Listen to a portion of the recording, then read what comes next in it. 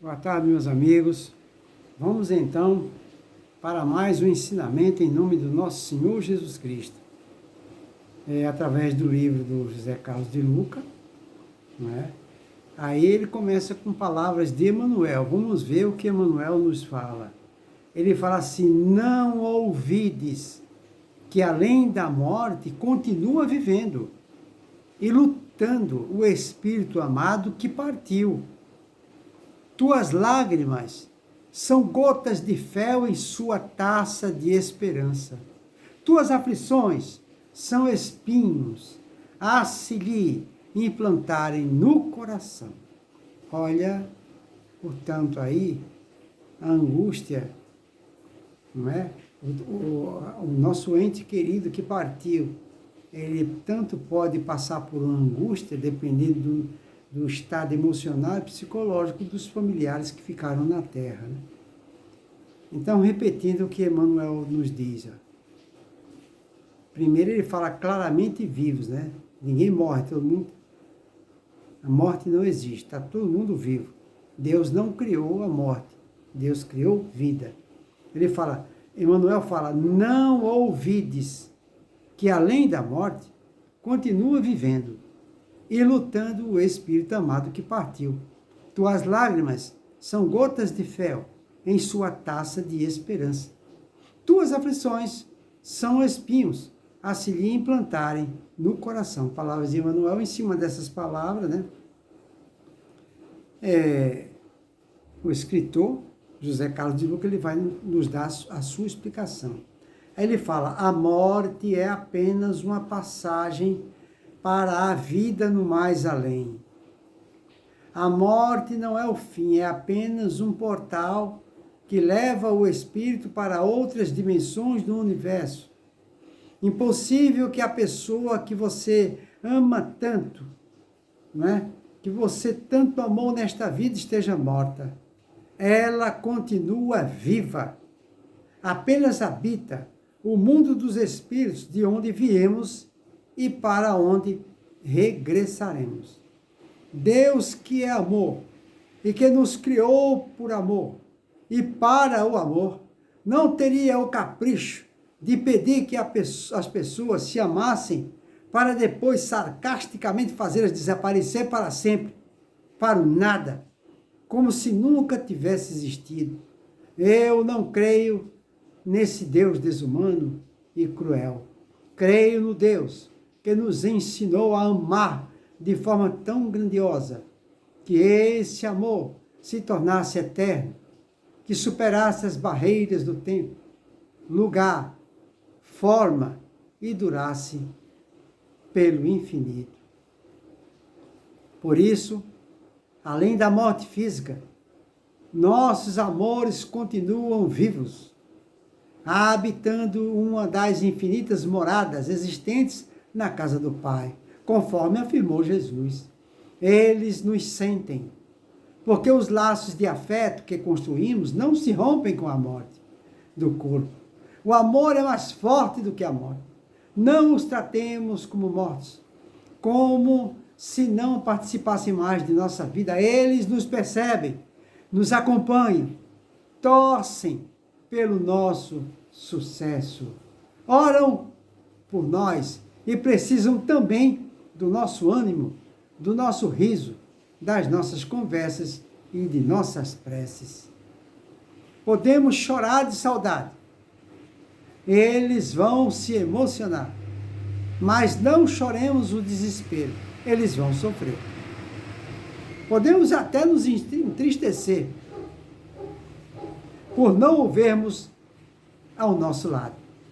Eles entenderão, mas não façamos da nossa vida uma tristeza contínua. Eles ficarão mais tristes ainda.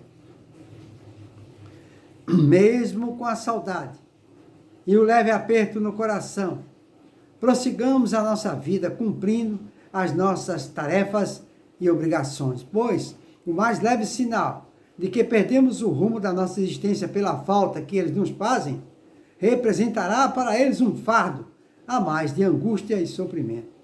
Se os amamos de fato, não temos direito de afligi-los e perturbá-los na vida que também segue para eles, porque, em síntese, a morte é a grande mensageira da renovação para todos nós. Morte é uma mensageira para a renovação, tá vendo? Para todos nós. E se perceberem também que o tempo que teríamos ao lado deles foi transformado em dedicação aos que mais sofrem, uma ponte de luz se estabelecerá entre nós e eles, né? Pois sentirão que o amor que nos uniu um dia, hoje está alimentando outras vidas. Muitos jovens que desencarnam somente encontram paz no mundo espiritual quando eles veem os pais destinando o tempo que teriam ao lado deles no auxílio a jovens ou crianças que aqui na Terra se encontram em situação de carência e abandono. Quando a saudade se veste de caridade, o amor cura a angústia da separação, seja para nós que ficamos, seja para os que partiram. O grão tem que morrer para germinar e dar novos frutos. Eis o ciclo da vida. O grão que morre se transforma em pão para saciar a fome de muitos. Então fica aí para a nossa reflexão, não é? A sugestão que ele nos apresenta aqui. A primeira sugestão que ele conseguir reflexionar aqui é que a gente não entre em desespero. A gente chorar de saudade é uma coisa. Agora, todos os dias ficar chorando com aflição e com desespero, como pensamento e energia, eles vão receber essa energia e eles vão ficar aflitos, porque eles estão em sintonia conosco, né? A outra sugestão que eles nos propõem é que nós aqui na Terra, os parentes que ficaram, tenha uma atividade no bem. Aí eles vão entrar, não é, numa sintonia ainda mais perfeita para conosco, através da sintonia do amor. A gente se envolve, se a pessoa, se o parente que desencarnou é jovem, então aí a gente, não é, vai visitar os jovens, de preferência. E se era uma criança, então aí a gente vai trabalhar de voluntário numa creche. No meu caso, eu amava muito a minha mãe, filho único, então, homem, né? Então, eu nutria um infinito amor por ela. Nunca imaginava que ia ficar sem contato com ela. De repente, ela desencarnou. Foi muito duro para mim, muito difícil. Eu lembro que, na ocasião, eu fui na casa transitória, que eu já trabalhava de voluntário lá. E lá na casa transitória, tem um banco de praça lá. Eu sentei naquele banco, elevei meu pensamento a Deus e pedi que me desse uma inspiração na decisão a tomar, por causa da angústia que havia tomado conta de mim. E aí eu tive inspiração para ir até o Asilo dos Velhinhos. E é o que eu fiz. Fui no Asilo dos Velhinhos e terminei ficando, fazendo visita para eles durante 35 anos. Foi a melhor coisa que eu fiz na minha vida. Porque peguei muita amizade com todas aquelas velhinhas e velhinhos, eles me amavam, eu também adorava eles, e não senti, pessoal, por incrível que pareça, nenhum sofrimento com o desencarne de minha mãe, porque aquelas senhorinhas passavam muito amor para mim. Às vezes a gente pensa que vai, não é, doar alguma coisa, e no fim a gente recebe muito mais do que doa. Quem visita o hospital, quem visita a favela, sabe como é que funciona.